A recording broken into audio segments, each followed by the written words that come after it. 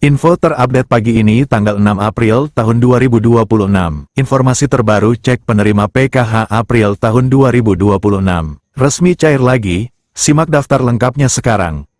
Nah, berikut informasinya. Assalamualaikum warahmatullahi wabarakatuh. Kembali lagi di channel TV-ku PKH ini.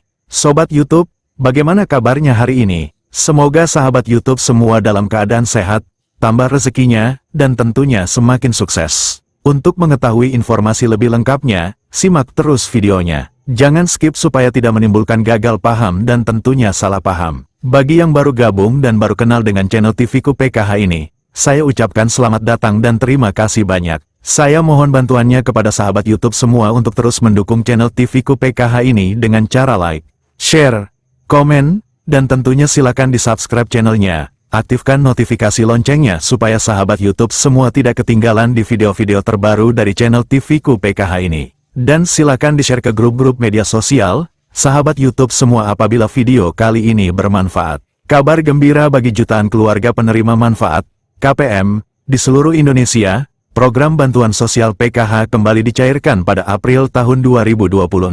Pemerintah melalui Kementerian Sosial, Kemensos, telah merilis daftar penerima terbaru, memastikan kelancaran distribusi bantuan bagi kita semua. Penting sekali bagi kamu untuk segera cek penerima PKH April tahun 2026 agar tidak ketinggalan informasi penting ini. Memahami program PKH di tahun 2026. Program Keluarga Harapan, PKH, merupakan inisiatif strategis pemerintah untuk mengurangi angka kemiskinan dan meningkatkan kualitas hidup masyarakat. Di tahun 2026 ini, fokus PKH semakin diperkuat pada aspek kesehatan, pendidikan, dan kesejahteraan sosial. Tujuan utamanya adalah memastikan keluarga rentan dapat memenuhi kebutuhan dasar dan memiliki akses lebih baik terhadap layanan publik. Berdasarkan data terbaru yang dirilis Kemensos pada tanggal 23 April tahun 2026, PKH terus beradaptasi dengan kondisi sosial ekonomi terkini. Mekanisme penyalurannya pun terus disempurnakan demi transparansi dan efektivitas. Kita semua diharapkan proaktif dalam mengikuti setiap informasi resmi yang dikeluarkan. Syarat utama menjadi penerima PKH 2026 terbaru. Untuk dapat menerima bantuan PKH di tahun 2026, ada beberapa kriteria utama yang wajib dipenuhi oleh keluarga penerima manfaat. Kriteria ini telah diperbarui berdasarkan evaluasi program sebelumnya dan kondisi ekonomi nasional terkini.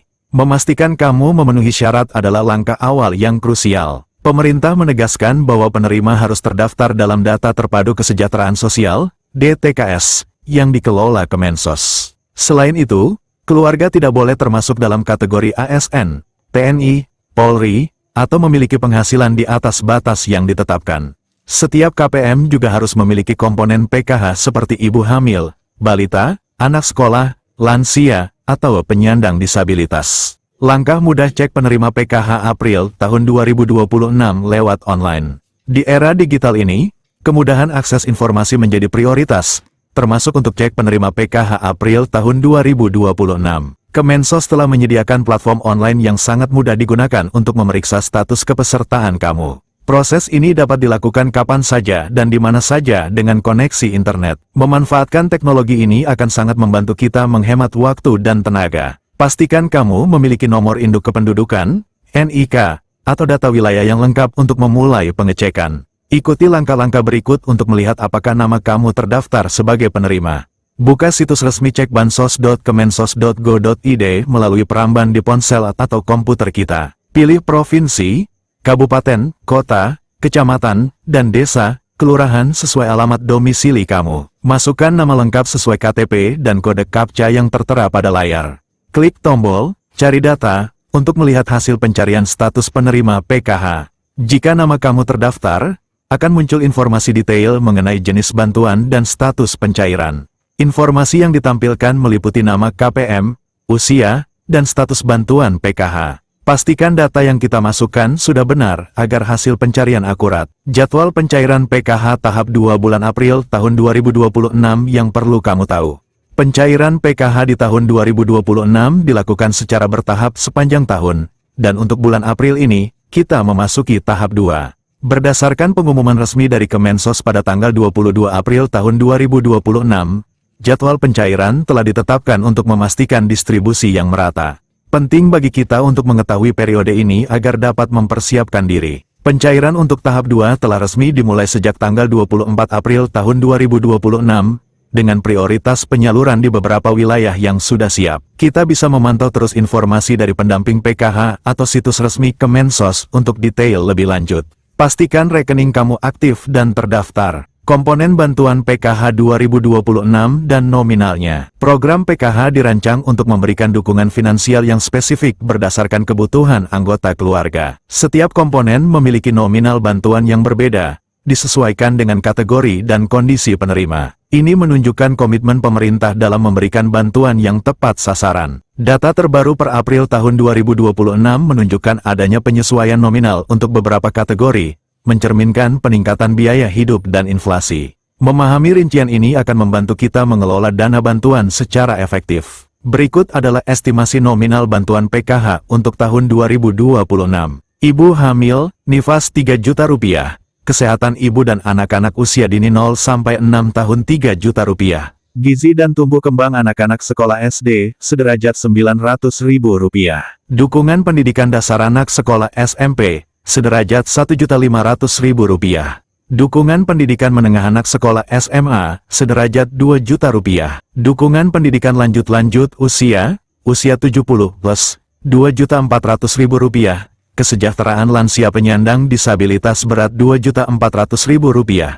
Dukungan penyandang disabilitas. Setiap keluarga maksimal dapat menerima bantuan untuk 4 komponen berbeda, dengan total nominal disesuaikan. Dana ini diharapkan dapat dimanfaatkan sebaik-baiknya untuk kebutuhan yang telah ditetapkan. Pastikan kamu selalu memantau informasi resmi untuk setiap perubahan nominal. Data terbaru penerima PKH April tahun 2026 berdasarkan wilayah. Distribusi penerima PKH April tahun 2026 tersebar di seluruh provinsi Indonesia, dengan jumlah KPM yang bervariasi di setiap daerah. Data ini menunjukkan upaya pemerintah untuk menjangkau keluarga prasejahtera di berbagai pelosok negeri. Informasi mengenai distribusi wilayah ini sangat penting untuk kita ketahui.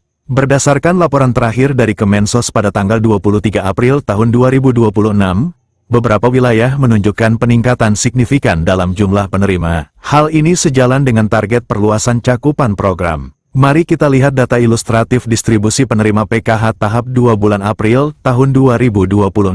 Provinsi jumlah KPM, estimasi, status pencairan tahap 2 Jawa Barat 1.850.000, Jawa Tengah 1.680.000, Jawa Timur 1.920.000, Sumatera Utara 870.000, Sulawesi Selatan 530.000, DKI Jakarta 110.000. Data ini bersifat estimasi dan bisa berubah seiring dengan proses validasi dan verifikasi yang terus berjalan. Kamu bisa menghubungi pendamping PKH di wilayah masing-masing untuk informasi lebih akurat.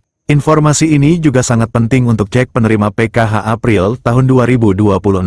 Pentingnya memperbarui data diri untuk PKH 2026. Ketersediaan data yang akurat dan terkini adalah kunci utama kelancaran penerimaan bantuan PKH. Data yang tidak valid atau kedaluarsa dapat menyebabkan penundaan bahkan pembatalan bantuan. Oleh karena itu, kita harus selalu memastikan data diri dalam DTKS selalu terupdate. Perubahan status keluarga seperti kelahiran, kematian, atau pindah alamat harus segera dilaporkan kepada pendamping PKH. Kemensos secara berkala melakukan verifikasi data, dan ketidaksesuaian data bisa menjadi masalah serius. Jangan sampai kita kehilangan hak bantuan hanya karena kelalaian dalam memperbarui informasi. Proses verifikasi dan validasi data penerima PKH 2026. Kementerian Sosial menerapkan sistem verifikasi dan validasi data yang ketat untuk memastikan bantuan PKH sampai kepada yang berhak. Proses ini melibatkan berbagai pihak, mulai dari pendamping sosial di tingkat desa hingga sistem terpusat di Kemensos. Ini adalah upaya untuk mencegah penyalahgunaan dan memastikan efektivitas program. Verifikasi dilakukan secara berkala untuk mengecek kondisi sosial ekonomi KPM, kesesuaian data komponen, dan kehadiran dalam pertemuan kelompok. Validasi data juga melibatkan integrasi dengan data kependudukan Dukcapil. Jadi, penting sekali bagi kita untuk memastikan data yang terdaftar selalu benar dan terkini agar tidak ada kendala saat cek penerima PKH April tahun 2026. Tips agar bantuan PKH April tahun 2026 lancar diterima. Menerima bantuan PKH dengan lancar tentu menjadi harapan setiap KPM. Ada beberapa tips praktis yang bisa kamu ikuti agar proses pencairan tidak mengalami hambatan. Mengikuti anjuran ini akan sangat membantu kita. Pastikan kartu KKS aktif dan aman.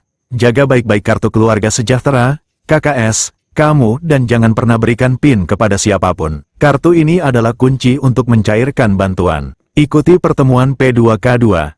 Kehadiran dalam pertemuan peningkatan kemampuan keluarga, P2K2, adalah kewajiban dan syarat keberlanjutan bantuan. Ini juga kesempatan untuk mendapatkan informasi terbaru. Laporkan perubahan data segera. Jika ada perubahan data keluarga, segera laporkan kepada pendamping PKH di wilayah kamu. Ini termasuk perubahan jumlah anggota keluarga atau status pendidikan.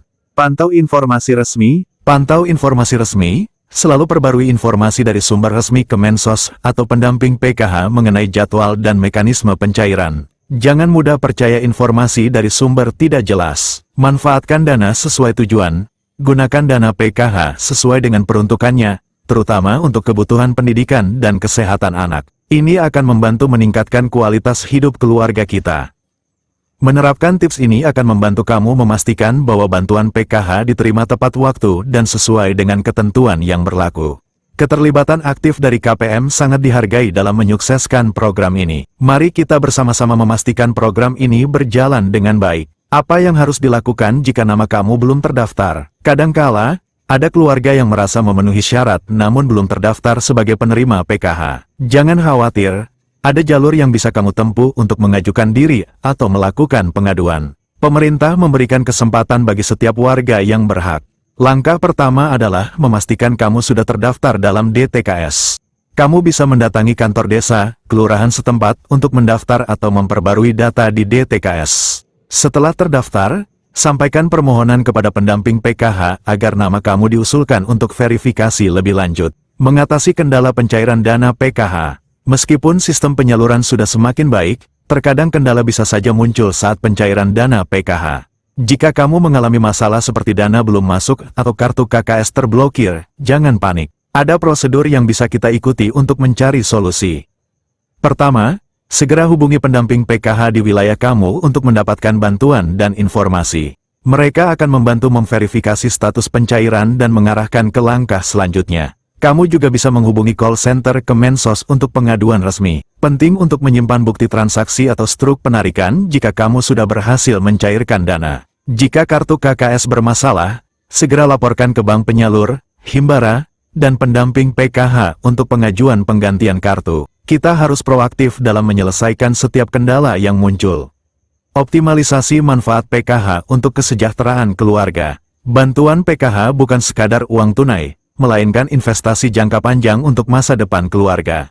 Dengan memanfaatkan dana ini secara bijak, kita dapat meningkatkan kualitas pendidikan anak-anak dan memastikan kesehatan seluruh anggota keluarga. Ini adalah kesempatan emas untuk memutus rantai kemiskinan. Partisipasi aktif dalam setiap kegiatan P2K2 juga akan membekali kita dengan pengetahuan dan keterampilan penting.